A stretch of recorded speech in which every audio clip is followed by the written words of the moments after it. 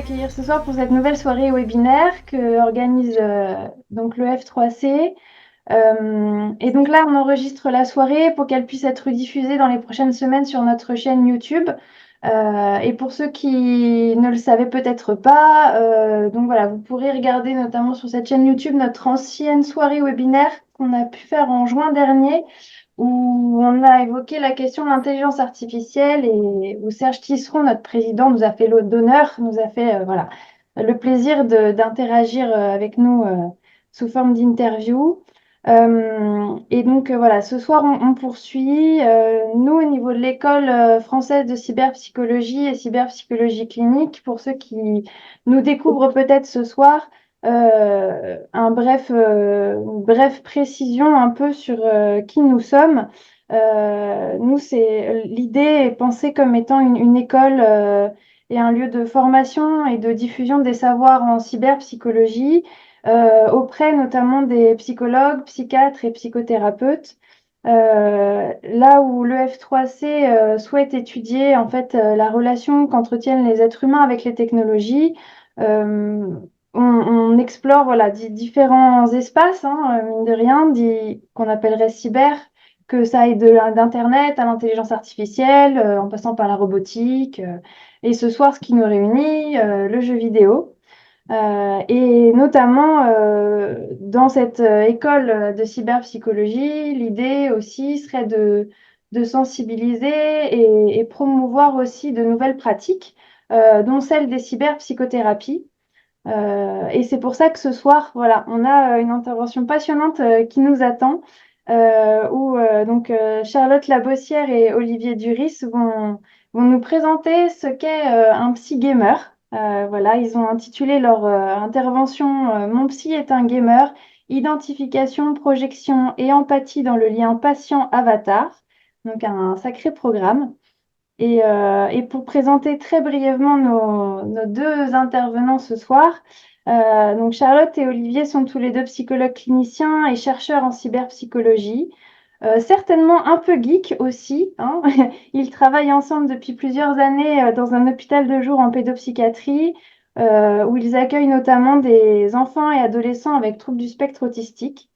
Et ensemble, ils ont élaboré de nombreux dispositifs de groupe avec médiation et notamment des médiations qui utilisent les outils technologiques, notamment avec des tablettes numériques, avec les robots, avec la réalité virtuelle.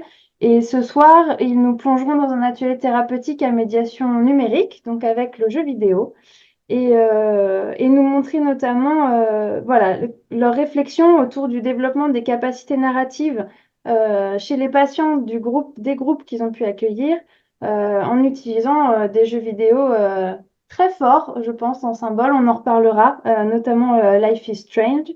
Euh, et donc, voilà, dans cette idée-là, je crois, va se poser plein de questions, notamment la question du contrôle de l'avatar pour les joueurs au sein d'un même groupe, des effets que ça peut produire voilà, de cette appropriation commune de l'avatar et comment aussi les choses peuvent se jouer dans la dynamique du groupe.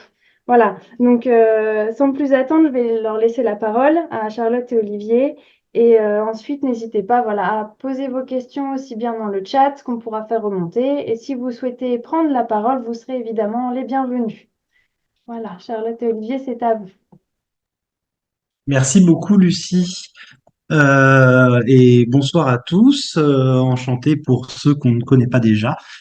Alors oui, n'hésitez pas aussi, hein, si vous avez des questions, vous pouvez très bien nous couper la parole ou passer par le chat. Nous, ça nous dérange pas, en tout cas, vraiment de pouvoir faire en sorte d'avoir un temps de discussion à propos de ce sujet-là.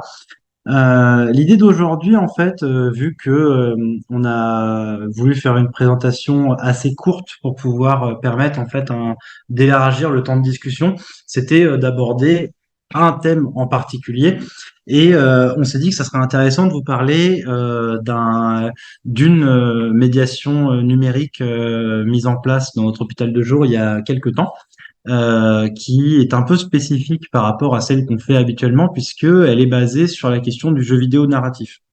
Donc pour introduire un petit peu tout ça, qu'on explique, nous ça fait quelques années que on met en place dans notre hôpital de jour pour enfants et adolescents de la médiation par le jeu vidéo et aussi de la médiation par les écrans en général, hein, donc des ateliers tablettes, des ateliers jeux vidéo, des ateliers aussi où on regarde des vidéos sur YouTube, des ateliers avec des robots, enfin voilà plein de choses.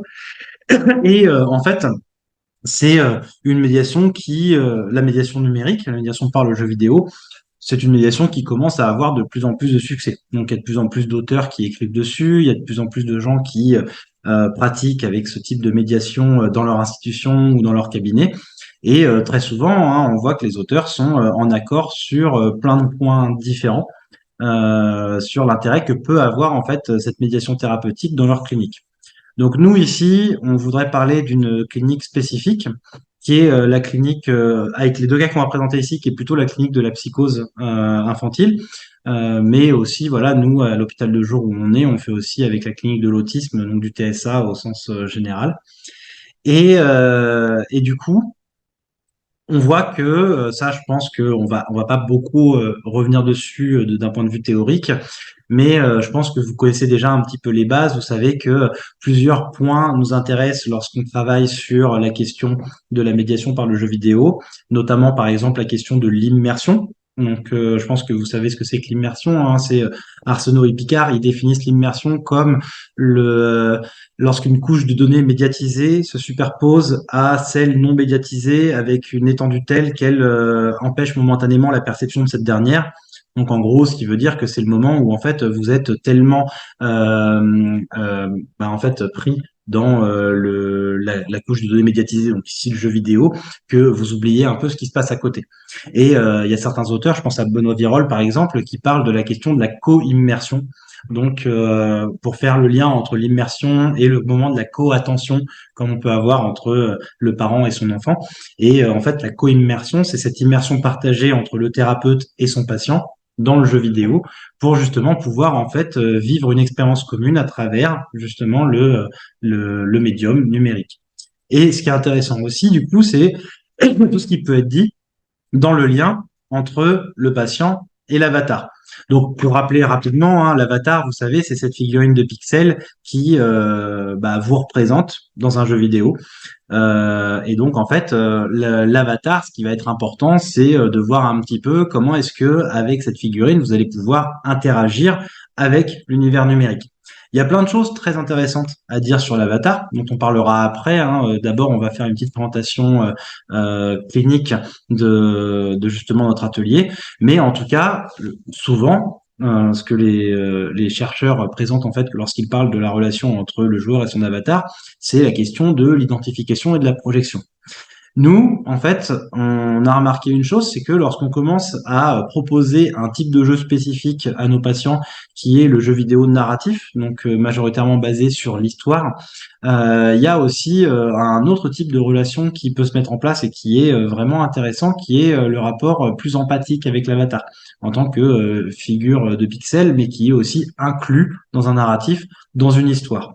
Et en fait, l'idée d'aujourd'hui, c'est du coup d'essayer de vous parler un petit peu de ça dans notre clinique pour montrer en quoi est-ce que ça peut être très pertinent aussi de se servir de ce type de jeu vidéo avec le type de patient qu'on peut avoir pour justement travailler certains aspects de rapport à soi, de l'image de soi, du rapport à l'autre, et en fait en parlant de quelques jeux bien spécifiques avec une dynamique de groupe assez intéressante. Donc, je te laisse, Charlotte, présenter un petit peu le Mm. dispositif qu'on a à l'hôpital, du coup.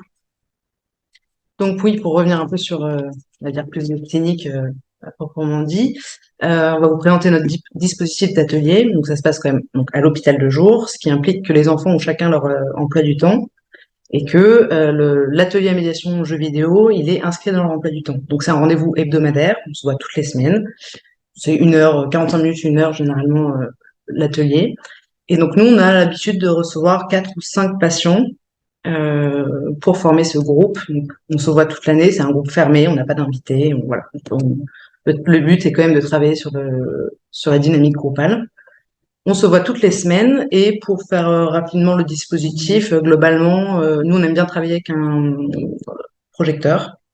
Donc un ordinateur, un projecteur, on s'installe tous devant le projecteur, ce qui fait que chacun peut voir ce qui se passe à l'écran. Et selon le groupe et selon ce qu'on souhaite travailler avec les enfants, soit on choisit des jeux où chacun a sa manette. Du coup, c'est des jeux voilà où il y a quatre joueurs ou 5 joueurs. Soit on choisit un jeu plutôt narratif qui implique qu'il y a un seul joueur avec sa manette. Et dans ces cas-là, l'ensemble du groupe voit ce qui se passe à l'écran, mais il y a un seul joueur qui peut agir sur l'avatar. Donc, on choisit le jeu selon le projet thérapeutique du groupe et de chaque enfant. Et le groupe dont on voulait vous parler aujourd'hui, on a décidé d'utiliser un jeu plutôt narratif, du coup pour travailler l'aspect donc narratif et groupal où les décisions sont prises en groupe malgré le fait qu'il y ait un seul joueur qui ait la manette. On a un historique un petit peu de ce groupe parce on a fait plusieurs années avec le même groupe, avec les mêmes enfants, et donc on est passé au début par des jeux où chacun avait sa manette, où on a pu créer une cohésion de groupe, on a pu créer le fait que chacun ait sa place, qu'on a accepté le fait que l'autre prenne de la place plus que soi. Enfin bon, voilà, il y avait un vrai travail surtout groupal. Et en fait, on a tenté une fois un jeu un petit peu plus narratif qui était le jeu To the Moon, donc un jeu narratif mais où les choix, enfin où il n'y a pas tellement de choix en fait, où le groupe suit l'histoire, c'est un peu comme un film qu'on voit dérouler sous ses yeux, mais avec l'avatar qui se déplace, qui vit des aventures. Mais voilà, il n'y a pas cette possibilité de faire des actions et que ça ait un impact sur la narrativité du jeu. Et comme ce jeu To the Moon a bien pris avec ce groupe, on s'est dit que finalement, le groupe était prêt pour aller un petit peu plus loin. Et du coup, on a choisi de jouer à un jeu qui s'appelle Life is Strange, qui est un petit peu plus complexe, avec une narration plus complexe aussi, où finalement les choix que l'avatar fait aura un impact sur la suite de l'histoire. Ah oui, non, mais point important, on a choisi aussi ce jeu Life is Strange parce que c'était finalement un groupe qui est devenu adolescent au fil du temps, forcément. Notre hôpital de jour accueille des enfants entre 4 et 14 ans. Et donc là, on s'est retrouvé avec un groupe qui était très adolescent et on s'est dit, peut-être que le jeu vidéo va permettre d'aborder des questionnements plus poussés et qu'on n'était plus du tout dans la question de créer une dynamique où chacun essaie de trouver sa place, mais qu'on pouvait peut-être aborder des questions plus complexes et aller un petit peu plus loin que le simple fait d'utiliser le jeu vidéo comme support groupal. Merci Lucie pour les liens de jeu. Donc Life is Strange, laisse reprendre le... Ouais. Avant de présenter le jeu, j'ai envie juste de rebondir sur le lapsus de Charlotte qui est assez intéressant quand tu disais on s'allonge. En fait, il est important à entendre parce que déjà, premièrement, c'est vrai qu'il y a le côté très symbolique de la thérapie. Hein, donc on s'allonge aussi parce que on rentre dans un truc thérapeutique, mais aussi parce que c'est un groupe où on est très chill. Dans le sens où on fait en sorte que les chaises soient confortables, où on éteint la lumière et on est dans le noir. On a rajouté aussi une enceinte portative pour améliorer le système son, où le projecteur donne un côté un peu cinéma. Et l'idée, c'est de stimuler aussi le côté immersif du jeu vidéo pour vraiment faire en sorte que on soit dedans. Donc, quand on parlait tout à l'heure de la co-immersion, on essaie de faire en sorte aussi qu'il y ait une sorte de privation sensorielle un petit peu pour pouvoir en fait faciliter l'immersion, ce qui va en fait justement simplifier le fait de pouvoir être dans le jeu et de pouvoir interagir autour de ce qui se passe dans le jeu. Et ça, on en parlera tout à l'heure, mais c'est assez drôle parce que pour des raisons d'organisation institutionnelle, on est dans une salle qui n'est pas la meilleure salle qu'on peut avoir de l'hôpital de jour pour faire notre atelier, puisque c'est la salle où normalement le personnel vient se servir du café. Et du coup, en fait, ça fait que à certains moments, alors maintenant ça ne se fait plus, mais au début, on avait des collègues des fois qui faisaient irruption dans le groupe pour pouvoir aller se servir un café. Et en fait, on voyait à ce moment-là que les enfants étant pleinement dans le jeu pouvaient avoir des réactions assez intéressantes, notamment lorsque ça venait répondre à quelque chose du scénario. Donc ça, on en parlera tout à l'heure, mais c'est assez intéressant. Donc Life is Strange, donc c'est un jeu français donc qui a été développé par une boîte qui s'appelle Dontnod. Et du coup, en fait, dans ce jeu, donc c'est un jeu que vous pouvez jouer sur console ou sur ordinateur. Nous, on est passé par ordinateur, mais avec manette. Et dans ce jeu, en fait, vous êtes sur un jeu divisé en différents épisodes. Donc ça ressemble un petit peu à une mini-série. Donc vous avez 5 épisodes. Vous contrôlez un avatar d'une jeune fille qui a à peine 18 ans, qui sort du bac et qui va en université, qui s'appelle Max. Et Max découvre qu'elle a un pouvoir qui est de pouvoir remonter le temps sur des très courtes périodes. Et en fait, vous allez la suivre dans toute une histoire de début d'apocalypse dans sa ville, où l'idée, ça va être d'essayer un peu, entre guillemets, de sauver le monde. Mais sauf que en plus d'avoir ce rôle-là de sauver le monde, bah, vous devez aussi jouer votre vie d'adolescente. Parce que on a toutes ces problématiques adolescentes qui arrivent. Donc le garçon qui est amoureux de nous, qui essaie de nous draguer, la meilleure copine qui est amoureuse de nous, avec qui on peut tomber amoureuse aussi, la question de la mort, la question du deuil, la question de la dépression, de la prise de drogue, du suicide. Enfin, on a énormément de questions qui sont des questionnements propres aussi à l'adolescence, qui reviennent en fait dans ce jeu vidéo. C'est un jeu où vous allez donc justement naviguer un petit peu au sein de cette université, dans la relation avec les autres. Il y a aussi la question du harcèlement qui se joue beaucoup au début. Et très souvent, vous allez avoir des dialogues dans lesquels vous pouvez choisir en fait différentes réponses en fonction des choses des questions qu'on vous pose ou autres. Et vous allez pouvoir choisir de faire tel ou tel acte en fonction de ce qu'on vous propose. Et chaque choix, enfin pas tous, mais en tout cas beaucoup de choix, vont avoir un impact sur le déroulé de l'histoire, voire même sur la survie de certains personnages, avec des choix qui peuvent parfois être très complexes. Désolé pour ceux qui n'ont pas joué au jeu, on va un petit peu spoiler certains passages, mais c'est pas grave. Si vous n'y avez pas joué, on vous le conseille quand même, même si on vous spoil, parce que l'expérience est quand même incroyable. Mais on a des moments très durs, comme par exemple empêcher une jeune fille de faire un passage à l'acte suicidaire, ou prendre une décision sur une jeune fille handicapée qui nous demande, enfin tétraplégique, qui nous demande justement de mettre fin à sa vie ou pas. Enfin voilà, donc des questions très dures. Et on interagit justement avec ce personnage de Max pour pouvoir avancer dans l'histoire. Ce que Life is Strange a d'intéressant, donc ça c'est le premier Life is Strange, c'est ce fameux pouvoir qu'a le personnage de Max, étant donné que lorsqu'on fait un choix, soit dans les dialogues, soit dans les actes, il est possible d'utiliser le pouvoir pour revenir en arrière. Et donc, du coup, ça fait qu'on peut prendre une décision, voir l'impact que la décision a sur le coup, et ensuite repartir en arrière pour tenter un autre choix. Alors après, là où c'est un peu vicieux, c'est que pour les très grandes décisions, très souvent, le pouvoir est annulé. Pour une raison scénaristique à chaque fois. Mais il y a des moments où on peut pas revenir en arrière. Et ça, le jeu nous le fait comprendre. Donc, c'est des moments où ça devient un petit peu plus dur. Et en ouverture, on parlera un petit peu des autres jeux auxquels parce qu'ils ont fait suite, en fait, à Life is Strange. On est passé ensuite par Life is Strange 3, puis par un jeu du studio Quantic Dream qui s'appelle D3, qui, eux, n'ont pas ce retour en arrière et qui ont été aussi tous les deux très pertinents dans la prise en charge, mais je pense que c'était bien que Life is Strange 1 soit en premier, puisque du coup ce côté retour en arrière permettait de découvrir la question du choix sans trop prendre de risques en début, en tout cas.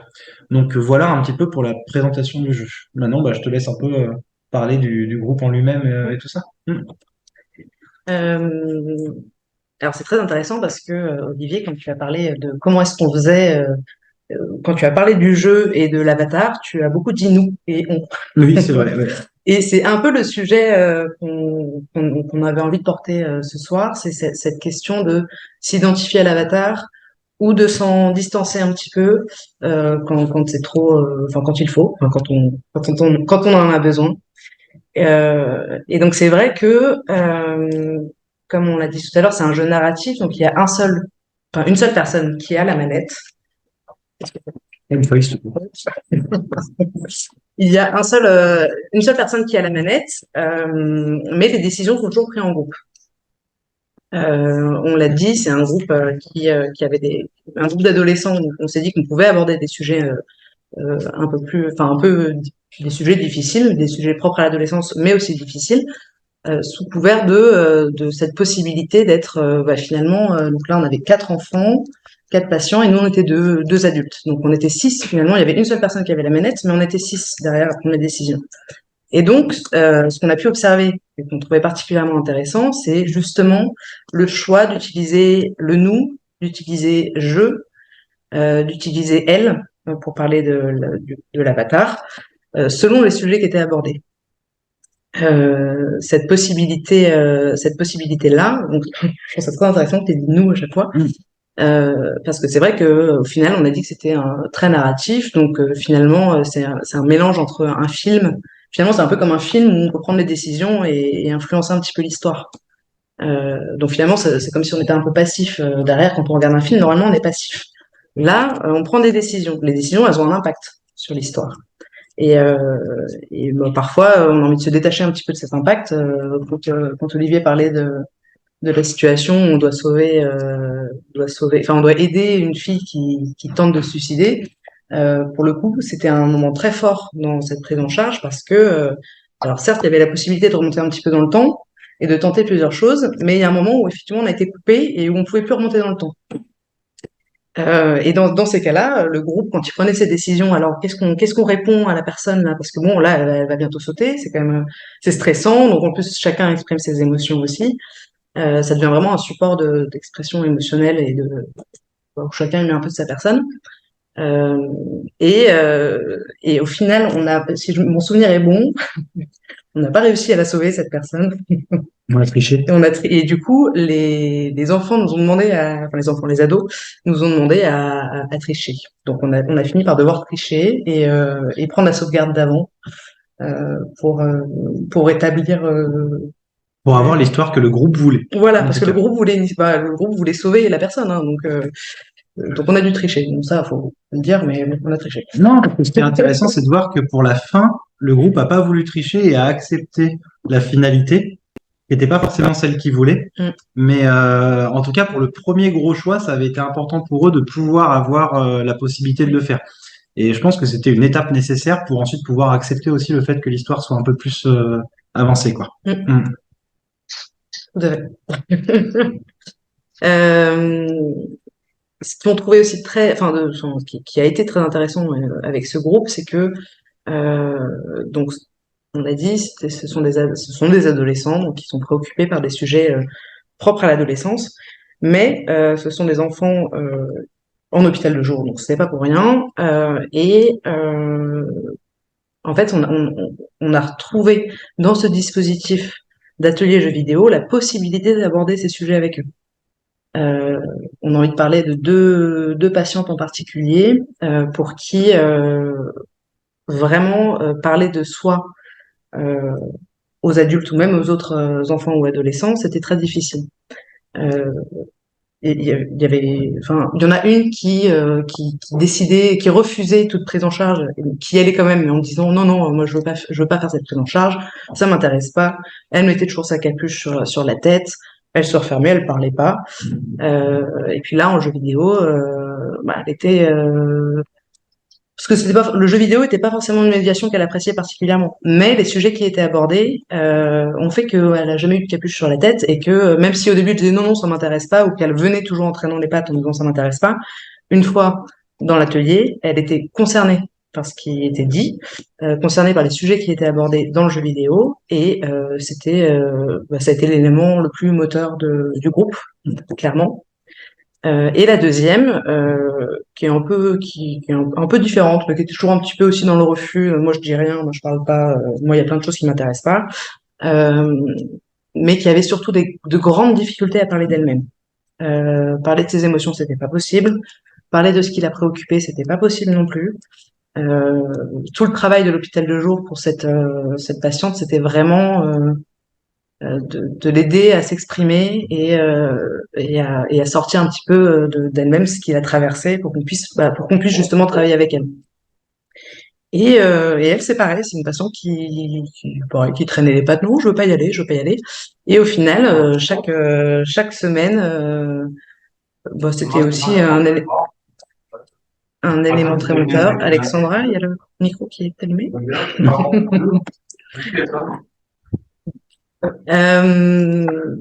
Et oui, et du coup, c'est une patiente qui, pour le coup, émotionnellement, a été très expressive pour toutes les décisions qui étaient prises. Euh, Parce que comment ça se passe, donc on a dit que c'était comme un film, mais bon, c'est pas non plus. Enfin, en fait, au moment où il faut prendre des décisions, l'écran s'arrête et puis on doit choisir entre une, deux, trois, quatre possibilités de réponse.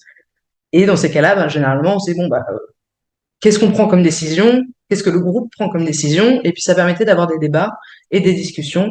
Euh, voilà, et ou si les patientes, enfin, en tout cas ces deux patientes-là se sentaient trop effractées ou trop impliquées émotionnellement parce que justement ça les concernait, dans ces cas-là, elles allaient employer le nous ou le elle.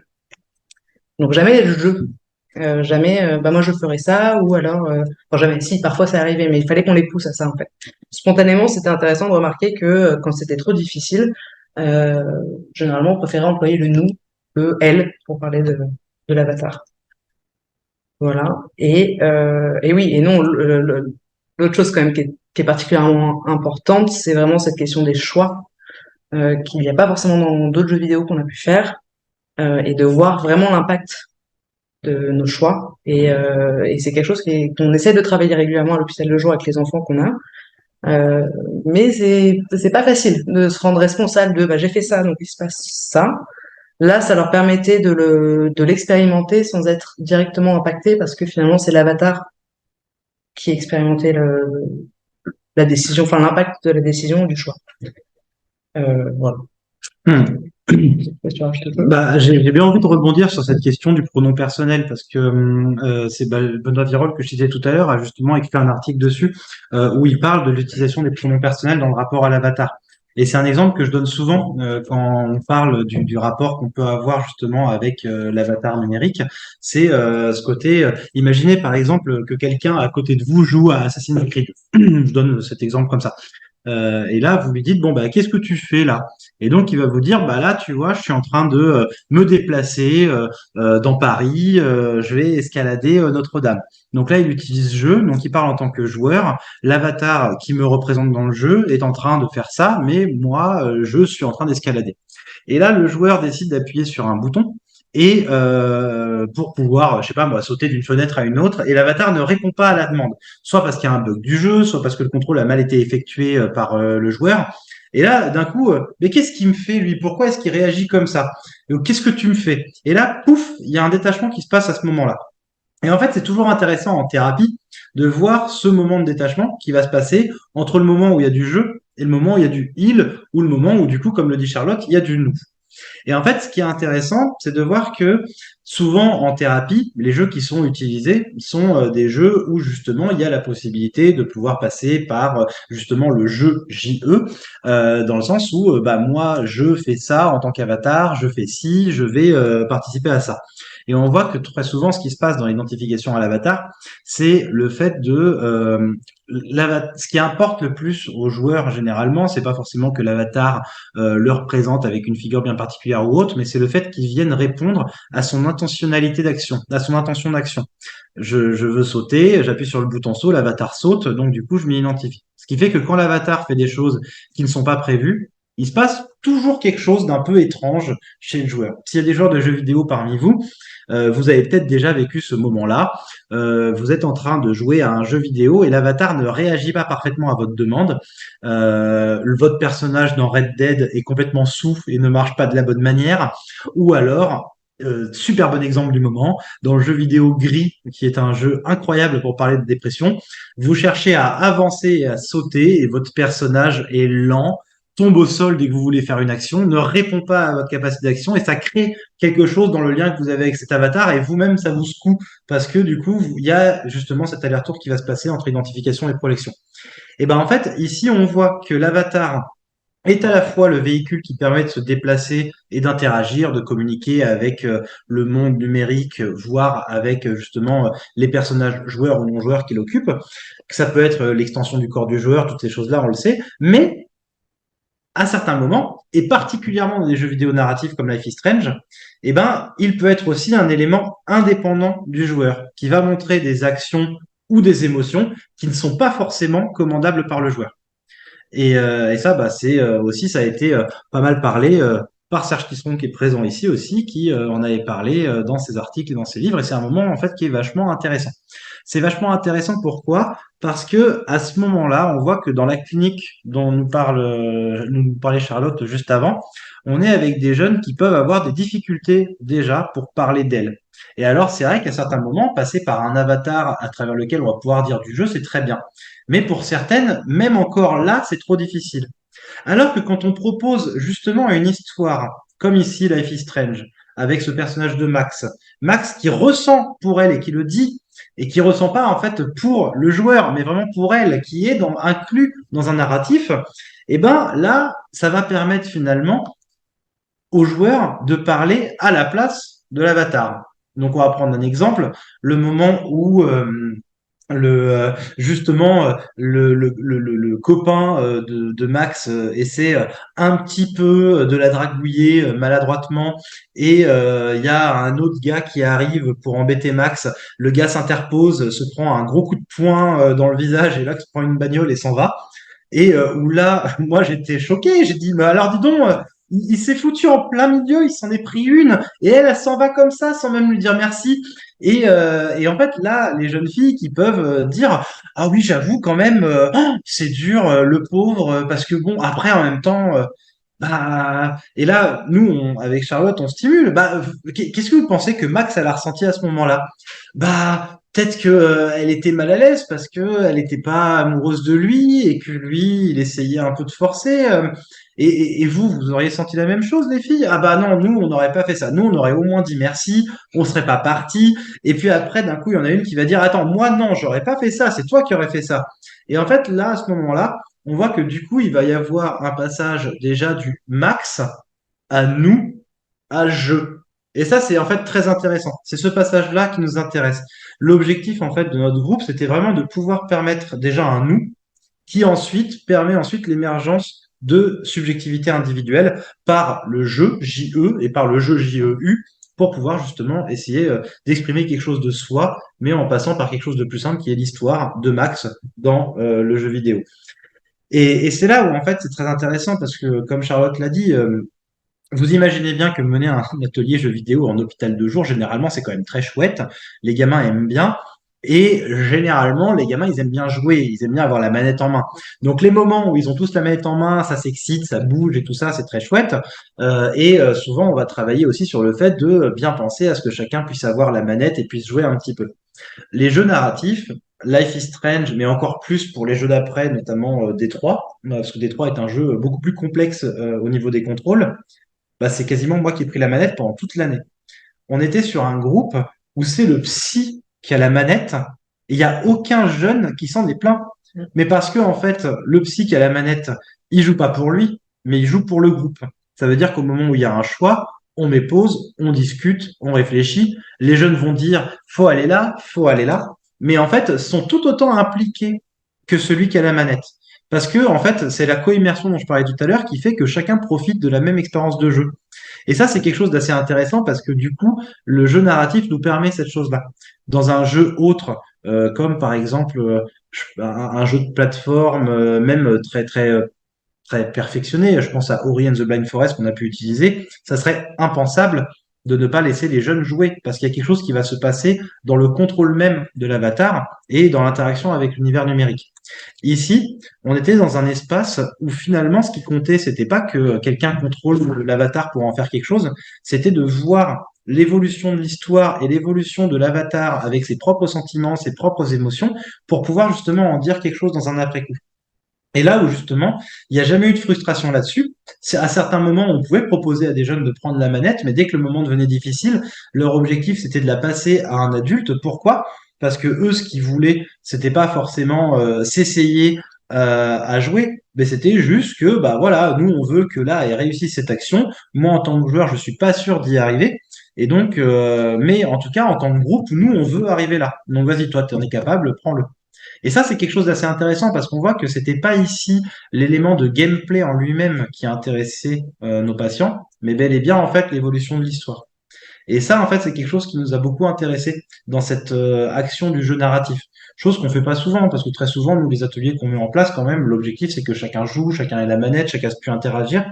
Mais avec ces jeunes-là, ce qui nous avait intéressé, c'était justement, en fait, ce côté évolution de l'histoire.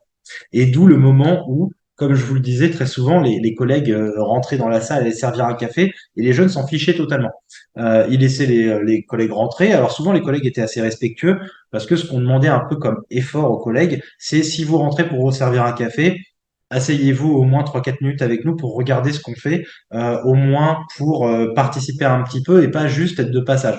Ça donnera au moins aux enfants l'impression que vous vous intéressez à ce qu'on regarde et pas juste que vous êtes venu pour boire un café. C'est moins impactant. Et c'est moins impactant. Et sauf qu'à un moment, il y a eu un moment très touchant où eh ben, il y allait enfin avoir le bisou amoureux entre deux personnages qu'on attendait depuis très longtemps. Et au moment où les personnages se rapprochent, là, un collègue rentre pour se servir un café. Et alors là, mais tous les jeunes du groupe se sont retournés, ils lui ont fait non, pas maintenant, va-t'en. Et là, en fait, il y avait vraiment quelque chose de l'ordre de la dynamique groupale qui s'était mise en place à ce moment-là, et où en fait, on était tous en attente. Et parce que même nous, les adultes, on avait envie de dire à notre collègue, c'est pas le moment, va-t'en. Et en fait, et c'est ça qui était intéressant, c'est qu'il y avait aussi une émotion partagée parmi les thérapeutes et les patients. Et d'ailleurs, c'est ça qui est assez intéressant. Life is Strange, moi j'y avais joué et Charlotte n'y avait pas joué. Et donc en fait, il y a eu une découverte partagée entre Charlotte et les patients. Après, on est même passé à Life is Strange 3, auquel aucun de nous n'y avait joué. On avait regardé très vite pour voir s'il y avait rien de trop déconnant dans l'histoire, rien de trop choquant et tout ça. Pour Life is Strange 3, il n'y a pas eu de souci. Et en fait, ça nous a permis justement de pouvoir aussi nous émerveiller, nous étonner, stresser également. Et donc, en plus d'être dans une co-immersion, d'être dans un partage émotionnel qui permettait ensuite justement une mise en sens de ce qu'on pouvait ressentir.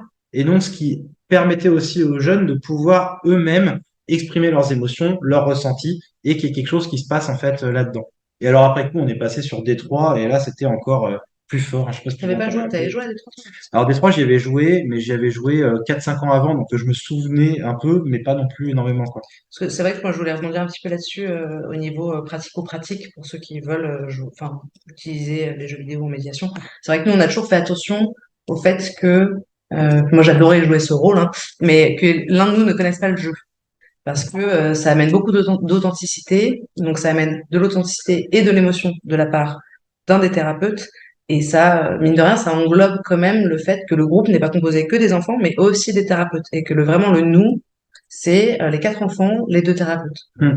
Et pour revenir sur cet épisode-là du bisou où un collègue a dû rentrer et que tout le monde a dit non, bah ça relevait vraiment pour le coup, de l'empathie pour l'avatar et mais au-delà de ça, de la cohésion de groupe et de l'intime quelque part du groupe, parce que c'était un événement qui était quand même c'est l'intimité, le bisou, surtout pour Oui. ces jeunes ados qui étaient globalement toujours dans le ah non, moi les garçons ça m'intéresse pas, ah non, moi les amours ça m'intéresse pas, ah non, non, non, c'est dégoûtant, burk, burk, burk. Bon, voilà, la puberté qui débarque, et puis là, on était tous raccords, quoi. C'était genre, non, non, faut pas rentrer, c'est intime, c'est le groupe, enfin, je trouve que c'était un moment fort aussi pour cette question de la cohésion du groupe avec quelque part aussi le fait que les adultes étaient partie prenante aussi parce qu'ils étaient aussi dans l'immersion dans le jeu vidéo et dans cette empathie avec l'avatar et voilà, je trouvais ça important de le Hmm. relever, quoi. Et j'ai envie de rajouter qu'il y a un jeune dans le groupe qui nous a énormément étonnés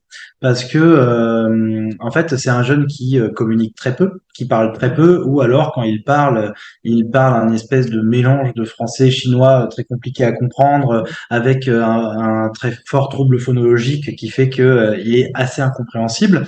Et très souvent en fait ça donne l'impression aux collègues qu'il a un tout petit niveau. Très souvent on entend quand on parle de lui, bah, de toute façon il comprend rien parce que c'est ce qu'il fait, c'est ce qu'il montre. Et en plus, c'est un jeune qui présente un trouble autistique assez fort et donc qui est assez renfermé sur lui aussi et qui peut montrer certains symptômes assez, bah, justement dans la coupure de lien ou autre.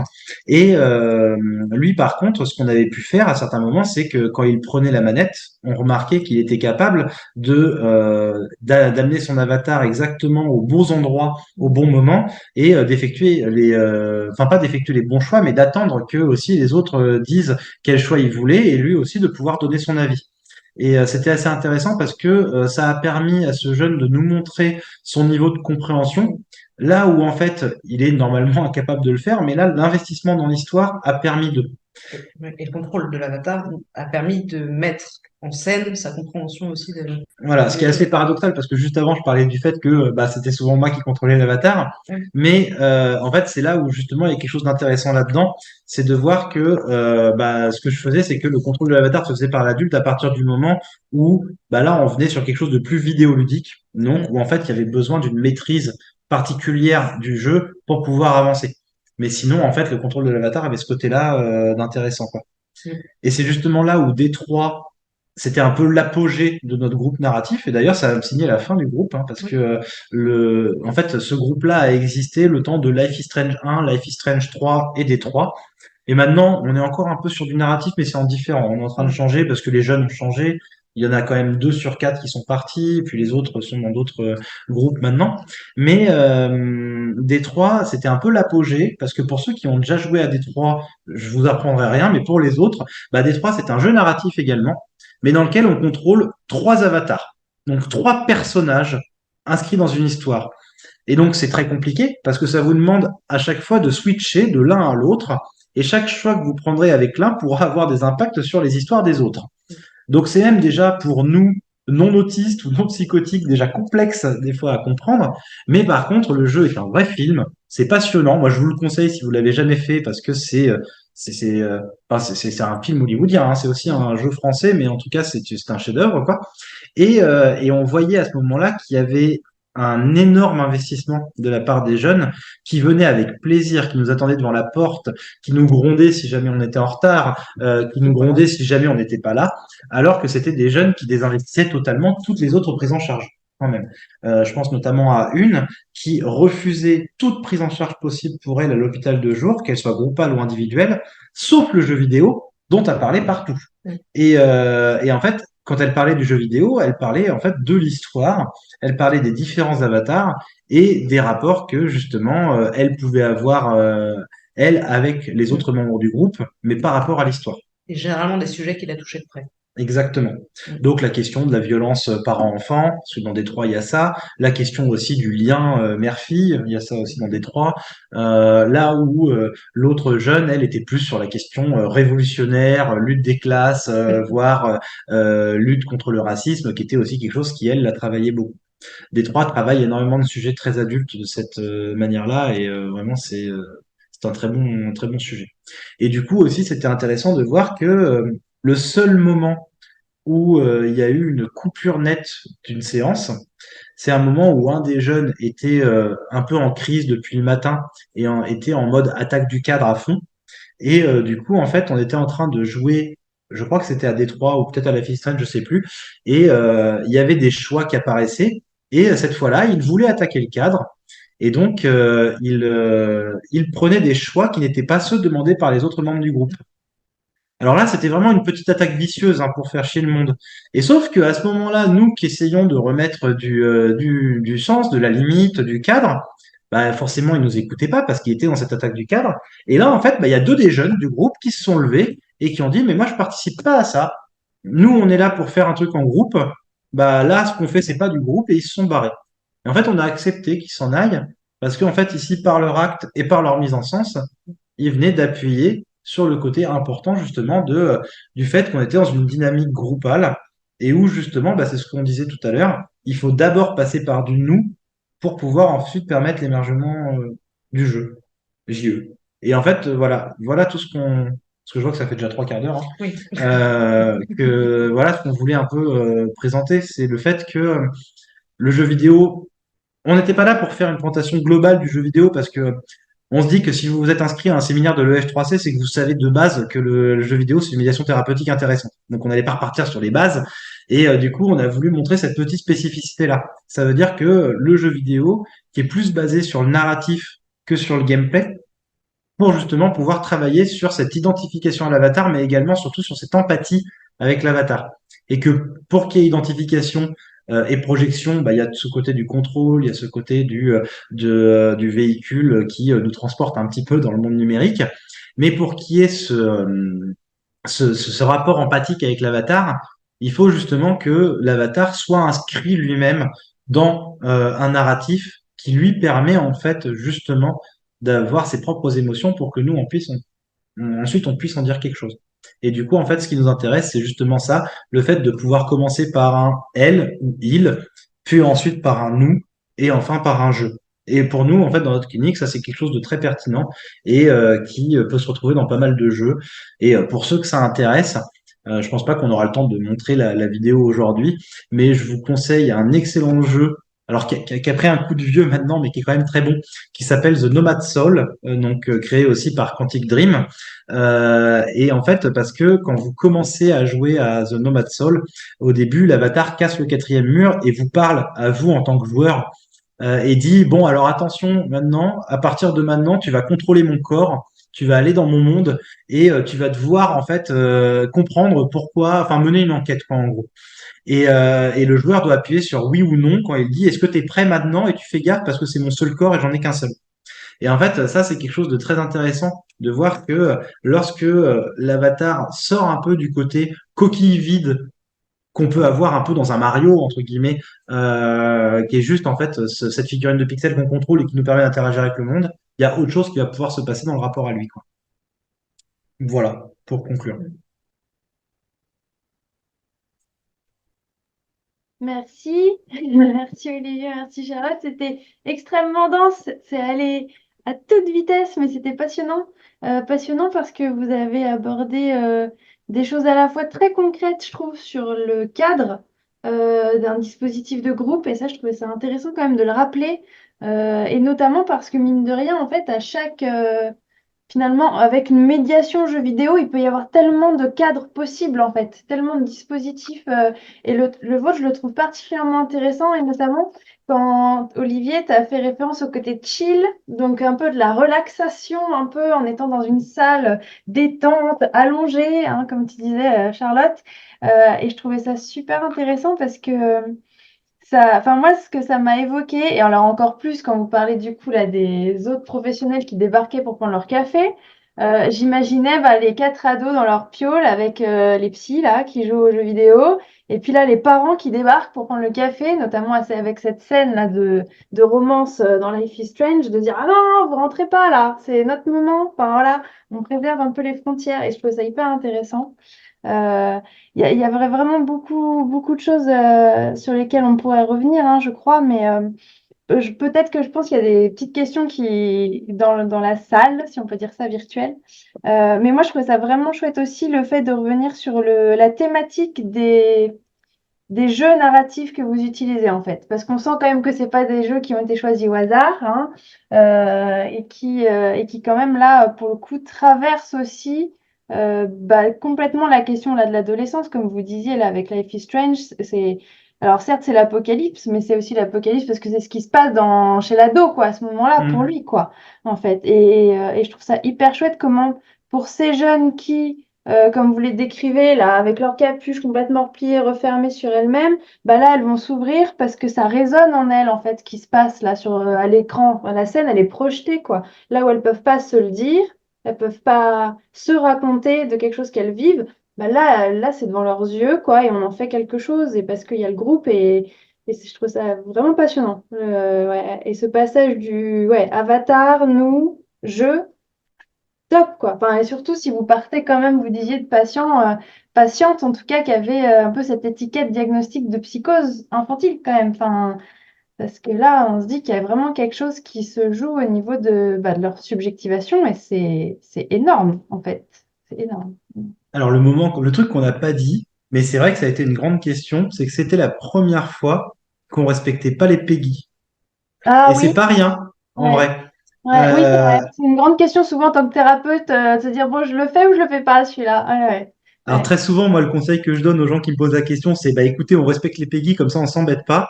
Mais là, alors on est parti du principe c'est bon, on est les thérapeutes, on sait ce qu'on fait, c'est bien pour eux. C'était trop tentant, en Et fait. c'était trop tentant. Ouais. Et en fait, on s'est quand même dit que on savait ce que les quatre jeunes regardaient chez eux. On savait que de toute façon, c'était forcément moins trash que ce qu'ils avaient l'habitude de voir. Et en fait, bah justement, pour aborder des questions aussi compliquées que le suicide, la mort, le deuil et tout ça, on est obligé de passer en fait sur des PEGI un peu forts, quoi.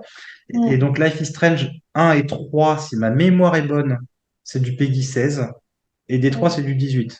Mais Mm. du coup, ça a été un questionnement là-dedans, et d'où le fait que Détroit, par contre, j'avais déjà joué. Donc je savais que ça allait Mm. pouvoir être abordé là-dedans, quoi. Mm. Mm. Mais c'est vrai que tu Ouais, as on raison dirait- parce que finalement, ça expose des thématiques et des sujets qui sont inhérents à l'adolescent, en fait, et qui restent quand même, faut le dire, dans certaines institutions, des tabous aussi, quoi. Enfin, Ah Oui, bah, oui. partout, sur Bah, hein, ouais, ouais. c'est-à-dire qu'il y l'utilisation a, des idées suicidaires, des choses comme ça, mais bon, voilà. Hmm. S'il n'en C'est-à-dire qu'il y a parle des pas, on n'en tabous parle sur, il y a des tabous sur ces thématiques-là, mais il y a aussi beaucoup de tabous sur ce que les jeunes regardent. pas. Et c'est Ouais, vrai que nous, à l'hôpital de jour, on est assez ouvert. Enfin, c'est pas qu'on est ouvert, mais c'est qu'on sait que il faut pouvoir mettre des mots sur ce qu'ils regardent, parce qu'on sait qu'ils regardent beaucoup de choses. Donc, on a beaucoup d'ateliers qui traitent des images qu'ils voient Mm. sur les écrans. Et c'est vrai que quelque part, on s'est dit, alors, quand on a commencé Life is Strange, on n'était pas tout à fait sûr. Hein. On s'est dit, bon, on sait ce qu'ils regardent, c'est des sujets intéressants, on connaît nos patients, donc voilà, on savait aussi où on les menait, mais on y avait aussi cette idée que bah, c'est des thématiques où vous allez pouvoir agir dessus et réfléchir surtout dessus. Mm. Donc c'est pareil, enfin, ça aurait été des enfants qui n'étaient pas du tout exposés à des images ou pas du tout exposés à ce genre de problématiques, qu'on n'aurait absolument pas utilisé ce jeu-là. Mm. Et on aurait respecté peut-être un peu plus le pays, quoi. Mais il y a vraiment cette question aussi de, bah là, on peut faire des choix. On n'est Mm. pas juste face à un film, en fait. On peut Ouais. prendre des décisions et on peut devenir acteur aussi de ce qui se passe. Et en même temps, on est protégé parce que c'est l'avatar et c'est pas vraiment nous, quoi. Voilà. Exactement. Et en fait, ça a permis de voir des scènes de très grande violence. Par Mhm. exemple, dans Détroit, on a quand même un père violent envers sa fille Mm. qui la rejette suite à la mort de sa mère. Et nous, on joue un robot qui aide la fille à s'enfuir et à fuguer pour la protéger de cette violence-là, qui nous a permis d'aborder avec les deux jeunes filles, justement, la question de la violence parentale. Elle-même, il y en a une qui était dans une famille bah justement qui est assez chouette mais qui avait de la violence quand même dedans à certains moments et donc qui lui permettait d'en parler, et une autre qui était dans une famille très psychogène avec une relation fusionnelle à la mère et une incapacité à se séparer, et donc où il y a eu aussi chez cette jeune un immense plaisir à pouvoir jouer la fugue là où elle en était incapable. Et du coup, ce qui était, alors elle était incapable de parler de ça parce on touchait en plein son symptôme, mais par contre, du coup, elle pouvait parler avec un très grand plaisir de ce qui se passait pour cette jeune fille qu'on sauvait en la séparant en fait de sa famille. Et Mm. là, elle, on était passé sur du nous au jeu, mais pas en jeu en parlant de moi, mais en jeu, je pense qu'on a pris la bonne décision pour elle ou des choses comme ça. Et ce qui lui permettait un peu d'aborder ça en fait. Et malheureusement, elle est partie à peine 4 mois après, mais je pense que si elle était restée un an ou deux de plus, ça aurait pu permettre un travail passionnant là-dessus, Oui. quoi. Hmm. Mm. Mm. Mm. Mm. Mm. Et on espère que les thérapeutes d'aujourd'hui pourront rebondir dessus. Mais en tout cas, voilà, quoi. C'était, et c'est vrai que pour aborder de telles problématiques, on est obligé de passer par des jeux vidéo un peu plus adultes, quoi. Hmm. Après, attention, on est gamers tous les deux, hein, mais c'est pas le jeu vidéo à tout prix. Hein. Si on a besoin de couper et de prendre, de mettre 15 minutes ou 20 minutes pendant la séance pour prendre une décision et en discuter et en débattre, et Ah oui, c'est vraiment un support de parole. Enfin, en tout cas, dans ce groupe, avec ces jeux-là, c'était vraiment devenu pour nous un support de parole. Donc, on prenait le temps à la fin des séances pour se rappeler ce qu'on avait fait, et que chacun puisse parler s'il le souhaitait, et on prenait un temps au début de chaque atelier pour se rappeler de ce qui avait été évoqué la dernière fois. Et et comme tu le dis, c'est arrivé pour certains choix qu'on mette vraiment ah oui, pause oui. pendant 5-10 minutes Mm. pour discuter et tout ça. C'est ça qui est vraiment important. Par contre, lorsqu'on met pause sur 5-10 minutes, on fait durer ensuite la séance pour être sûr qu'on puisse voir la conséquence de notre choix dans la Mm. même séance. Et c'est ce qui fait que nos collègues ont été très respectueux avec nous, parce que c'était un groupe qui devait durer 45 minutes. On a fait des séances d'1 heure et demie à certains moments. Mm. Et des fois, ils allaient en retard de 20 minutes à table, mais les collègues étaient au courant parce que en fait, on voulait pas forcément finir un épisode ou atteindre une sauvegarde ou des choses comme ça, mais il fallait que d'un point de vue narratif, la fin de séance soit amenée aussi pour une bonne raison. On ne s'arrêtait pas à un moment clé de l'histoire aussi. Il fallait quand même qu'il y ait toujours une finalité aux discussions qu'on ait eues. Comme on ferait en thérapie, en fait. Exactement. On va pas Voilà. Et couper la oui. thérapie parce que c'est l'heure, quoi. S'il y a un sujet brûlant, voilà, on clôture sur quelque chose, sur ce Mm. sujet, quoi. Ouais. Et par contre, le seul truc qui nous a un peu cassé d'un point de vue cadre, c'était que, comme je le disais, les deux jeunes filles partaient à la fin de l'année. Et donc, pour la fin de l'année, il nous restait que 2 semaines et on a fait, normalement, c'était un atelier tous les mercredis. Et à la fin, on a fait un atelier le mercredi, un le vendredi matin et un le vendredi après-midi parce qu'il fallait finir le jeu avant qu'elle s'en aille. Et on avait mal calculé notre coup là sur ce coup-là. Obligatoire. Du coup, j'ai pas fini le jeu, moi, parce que j'étais pas là le vendredi. Mais Ouais. ça m'a un peu. Voilà. Quelle frustration. Ouais, c'est important à dire, je trouve. Ouais. Parce que c'est une aventure qu'on a vécue longtemps avec ce groupe. Et il y avait vraiment ce côté immersif dans le jeu vidéo et empathique avec l'avatar. Et moi, j'étais terriblement frustrée parce que je n'ai jamais fini le jeu. Et quelque part, du coup, je suis contente que ça se soit fait sans moi parce que ce vécu-là, les patientes en question l'auraient vécu aussi, en fait. Ouais. Enfin, Mm. j'imagine. Enfin, voilà, il y avait vraiment quelque chose de l'immersion et du fait d'être en groupe et du fait de vivre ensemble ce que traversait l'avatar tout au long de l'année, quoi. Ah, je vois que Megan dit, je vous recommanderais quel temps de séance finalement. En vrai, 45 minutes, c'est très bien, hein. Oui. Il y a des moments où on a dépassé, mais c'était pas non plus tant de moments que ça. C'était à des moments très charnières et des moments où on a été un peu bête. Par exemple, il y a une séance qui a duré 1 heure et demie, je me rappelle très bien. On aurait pu la couper au bout de 40 minutes. Et en fait, on a malheureusement pris 5 minutes de plus pour faire 45 minutes. Et en fait, on a lancé un truc où on pouvait plus s'arrêter. Donc, en fait, généralement, 45 minutes, ça me paraît quand même très bien parce que c'est quand même lourd. C'est lourd comme séance, hein, parce que ça demande d'aborder plein de sujets, ça demande d'être totalement immergé dans une expérience vidéoludique. Enfin, c'est pas rien, donc c'est quand même important de pouvoir penser ça, quoi. Mm. Ouais, et puis c'est le groupe, quoi, aussi, hein, mine de rien. C'est tous les enjeux qu'il y a entre tous les membres du groupe, et ça, ouais, c'est, ça peut être lourd. Mais c'est intéressant, ouais, quand vous parlez de... Ben, finalement, moi, ce que j'entends, c'est qu'avec le jeu narratif, ça impose encore plus la question de la continuité, quoi, en fait. Parce que Mm. forcément, on suit une histoire et on veut aller jusqu'au bout, donc, dans la mesure du possible. Et comme vous disiez, là, à chaque fois, cette question de retisser le fil au début de chaque séance, à la fin de chaque séance, le fait de savoir que ben, on va se retrouver, qu'on vous attendait devant la porte, hein, de pied ferme, parce que, ben oui, il y a un fil conducteur, quoi. Il y a quelque chose qui s'est tissé, quoi. Et pareil, si on est sur des problématiques où on est dans de la discontinuité, des choses comme ça, c'est hyper précieux, hyper précieux.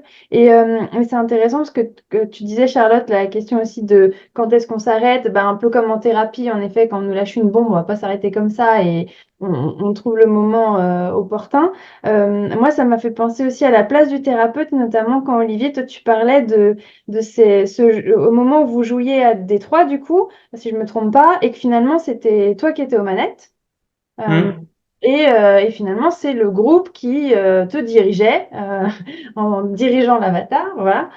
Et je trouvais ça intéressant parce que ça m'a fait penser à finalement bah, comment nous aussi, thérapeutes, même en thérapie face à face avec un patient, c'est lui qui nous emmène en fait. Et nous, on suit quoi. Et donc là, c'est typiquement, tu es avec ta manette et puis on me dit allez à gauche, tu vas à gauche. Enfin, finalement, on se fait le porte-parole. Enfin là, je sais pas comment on pourrait le dire, le porte-manette, en tout cas le porte-action, voilà, de ce que les adolescents là proposent en fait. Ouais. Et je trouvais ça intéressant ouais, aussi ce dispositif-là, où finalement c'est pas eux qui jouent, enfin si ils jouent du coup, mais par le biais du psy augmenté avec sa manette dans le jeu quoi. Enfin, voilà. Bah, là, quand tu parlais de continuité, ça me fait penser en ce moment, là, j'ai un groupe, donc dans une autre structure où je bosse, où je suis avec 3 jeunes autistes assez lourds, à qui je Mhm. fais jouer à un jeu très chouette qui s'appelle Arise. Je sais pas si vous connaissez, en gros, où on joue un espèce de viking qui revit un peu son histoire passée, sa rencontre avec sa femme et tout ça. Et en fait, le gameplay est très intéressant parce qu'il y en a un qui contrôle le personnage et donc qui joue un peu en mode plateforme et un autre qui contrôle le temps. Donc en fait, on peut soit aller vers la nuit, soit vers le jour pour faire fondre la glace ou la faire pousser. Enfin voilà, des choses comme ça. Et en fait, là, au niveau de la continuité, je sais que si dans une séance, il y a un jeune qui est absent, c'est pas grave. On peut continuer le jeu parce que le narratif, il est que en début et en fin de chapitre. Et donc, Mhm. si un jeune a loupé tout un passage de juste je saute sur telle ou telle plateforme et j'essaie d'avancer, c'est pas si grave. Et en plus, là, par contre, c'est important que eux aient la manette parce que ce qui va être intéressant, c'est de travailler à la fois sur le contrôle de l'avatar et le fait de pouvoir s'améliorer, de pouvoir avancer, également sur la liberté d'action, donc de pouvoir aller où on veut, et également sur la coopération, qui est assez génial parce que là, c'est vraiment le patient qui va dire à l'autre, est-ce que tu peux mettre la nuit ou est-ce que tu peux mettre le jour? Et donc là, en fait, on travaille sur la communication. Et là, avec un jeu comme Life is Strange, comme Détroit, l'absence d'un jeune, c'est pas facile. Parce que Mm. du coup, ça demande vraiment à ce que la séance où il revient, on demande au groupe, du coup, bah, racontez-lui tout ce qui s'est passé. Alors, on peut pas tout dire, mais en tout cas, ça demande aussi aux jeunes de faire cet effort-là, de se dire, le groupe a avancé sans moi. Il y a quelque chose dans l'histoire qui a changé. Et d'ailleurs, à certains moments, il y a un personnage qui est apparu, on en a juste entendu parler, et au moment où il arrive, on va dire, ah, donc c'est lui. Et Mm. donc l'attachement aussi est un petit peu différent, quoi. Ah, Mm. je vois que Serge a une question. On a une main qui se lève. Bon, voilà, ça y est, j'ai mon micro. Oui, ben merci beaucoup. Oui, non, je ne vais pas vous interrompre, hein. J'attendais pour lever ma main, mais je voyais l'heure tourner, alors je disais quand même. Voilà. Donc, ben oui, non, formidable, hein. C'est vraiment très, très bien. J'ai appris plein de choses. Le choix du jeu, oui, je n'avais pas pensé, effectivement, la norme Peggy. Ça permettrait pas d'aborder les vraies questions qu'il se posent, bien sûr. Et puis le passage du nous au jeu, j'ai beaucoup apprécié aussi. Alors j'ai deux questions, une petite question, puis une remarque. Alors, première question, c'est que justement par rapport à cette mobilisation importante de leurs émotions et de leurs compétences narratives pendant le temps ou des 45 minutes, est-ce que vous avez su ou est-ce que vous êtes intéressé à la manière dont ils peuvent continuer à en parler en dehors, entre eux? Eh ben, souvent, ce qui se passait, c'est que entre eux, on était quand même sur des jeunes qui interagissaient pas entre eux, qui pouvaient pas se saquer, hein. Et d'ailleurs, il y avait pas mal de disputes entre eux en dehors du groupe. Donc, c'était dans le moment du groupe qu'ils arrivaient à communiquer. Et en fait, eux, en dehors du groupe, ils venaient beaucoup en parler avec nous. Donc, il y en a une qui était en thérapie avec Charlotte, qui t'en parlait pas mal en thérapie. Un autre qui venait me voir souvent dans des temps thérapeutiques et qui me questionnait aussi là-dessus. Donc, il faisait vivre l'histoire, mais dans la relation individuelle avec l'adulte, Alors, les cinq jours, pour, d'accord. C'est-à-dire mais que, pas entre eux, par contre. Ça n'a pas amélioré l'ambiance entre eux dans les couloirs, par contre. Dans le Bon, voilà, groupe, si. on n'en a rien su en tout cas. Voilà. Mm. Mais voilà. Le passage du nous au jeu ne se complète pas d'un passage du jeu au nous. Exactement. Voilà, C'est ça. d'accord. En fait, le Ma nous, c'est vraiment le nous du groupe voilà, thérapeutique, c'est ça. mais pas le nous du groupe D'accord, ami, quoi. non, mais on a un autre d'accord. exemple d'un autre groupe.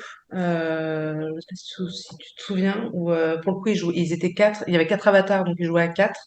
Et le début de chaque séance, c'était compliqué parce que chacun devait choisir la couleur de son avatar. Enfin bon, c'était toujours super long. Ah oui. Mm. Et ils ont mis en place complètement en dehors du groupe un mécanisme où en fait ils se retrouvaient avant le groupe et ils D'accord. tiraient la courte paille qui Ah, allait avoir super. quel avatar. Et Ils ça nous avaient a quatre pailles de écourté, couleurs différentes, ouais. ouais, ça nous a Très bien. écourté ce temps de séance interminable au début et ça nous avait un peu fasciné, ouais. Ouais, et en fait, ils avaient eu la discussion entre eux parce que, en fait, ils se retrouvaient. Mais sauf qu'en fait, l'institution les faisait se retrouver entre eux aussi parce Ouais. que, vu qu'ils avaient groupe à midi, ils mangeaient tous les quatre à 11h30. Mm. Et en fait, après, ils avaient un petit quart d'heure ensemble où ils pouvaient rester ensemble. Et à ce moment-là, ils se sont dit, bah tiens, on va faire ça avant le groupe. Et en effet, ils se distribuaient leur couleur d'avatar avant même. Et donc là, il y avait quelque chose qui s'était mis en place entre eux. D'accord.